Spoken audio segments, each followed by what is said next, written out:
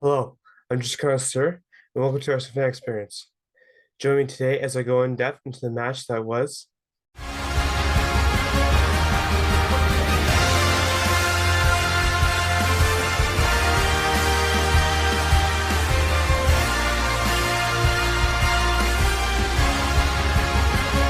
And as we get into today, this is the first time that Arsenal have gone down to the South Coast to play Bournemouth in a few years now, with Bournemouth just having been promoted from the Championship last year. And the Cherries have had a relatively decent start to this season with their opening win against Aston Villa for the first week, but are coming off a 5-0 drubbing by the hands of Manchester City. So therefore, there was some room for improvement for them. While for Arsenal, they were just looking to continue their excellent form and near flawless form that they have showcased early on in the season. And particularly, I don't even need to go into the starting 11 because it is the exact same as it has been in the this season. And as the saying goes, if it ain't broke, don't fix it. And in this case, it is not broken at all. As specifically as we get into it now, the Gunners were buzzing right away with a great near world-class dribbling by Gabriel Jesus, getting easily past the Bournemouth defenders. He was able to pass it to Gabriel Martinelli, who took a shot at Mark Travers and whom saved the his shot. But Odegaard was right there, had to make a slight adjustment to the ball, but he got the rebound and into the back of the net it went, and Arsenal took 1-0 lead. They would continue that urgency a couple minutes later, and they continued it in the 11th minute now when Ben White passed into the box intended for Gabriel Jesus. Jesus wasn't able to get the best touch on the ball, and and it was actually accidentally stolen by Martin Odegaard, who once again put it into the net for Arsenal and give them a 2-0 lead now.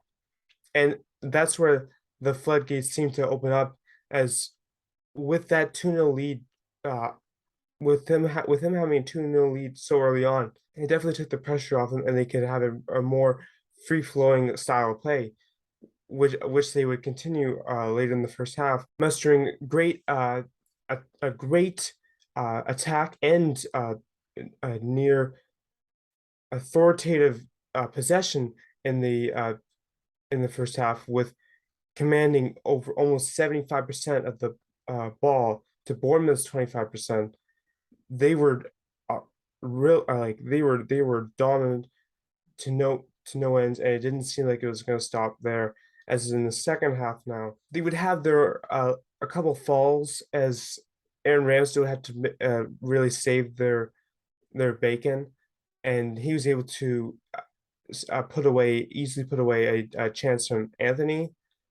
While a couple minutes later, Gabriel Jesus did not made a less than stellar decision in trying to get the ball away from Lewis Cook, and therefore he would be rescinded with a yellow card. But that didn't really seem to affect the Gunners, as a couple minutes later, they would receive a free kick in Bournemouth's end of the half.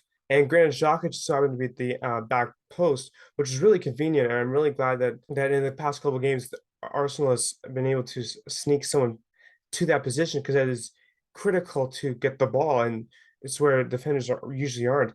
And he was once he got his touch, he passed it over to William Saliba, who took a surprising one-timer at it on his weak left foot, might I add, and eloquently put it into the top right corner past Travers to give Arsenal a 3-0 lead.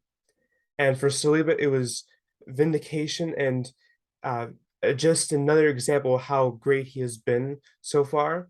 And the vindication being that it was technically his second goal with Arsenal, albeit the first goal came on less than stellar terms last week with his own goal.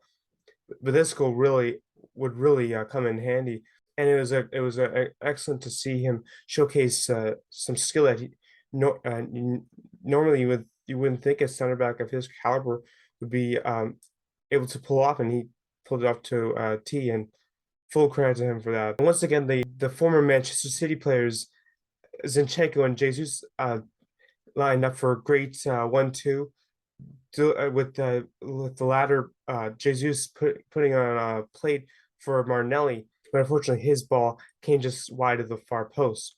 And it actually appeared that Jesus had scored just a minute later, and what would be a redemption for some of his earlier faults in the game and unluckiness, to be honest.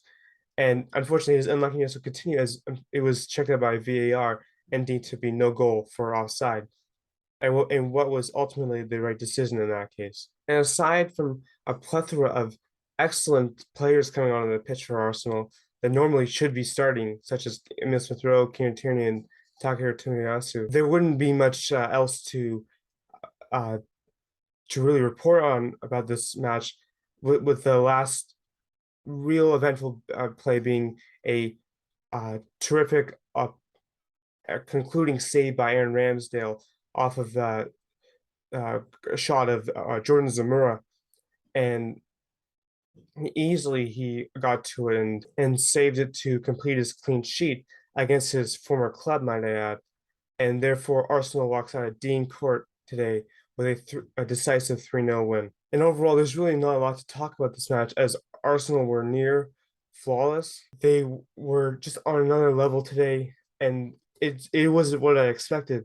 Although I had a hunch that they could potentially faltered in a match of this caliber. They really show their worth, and they were on fire. And there's really no other way to phrase it. For someone else who was on fire and who was my man of the match today, no surprise, it is Martin Odegaard.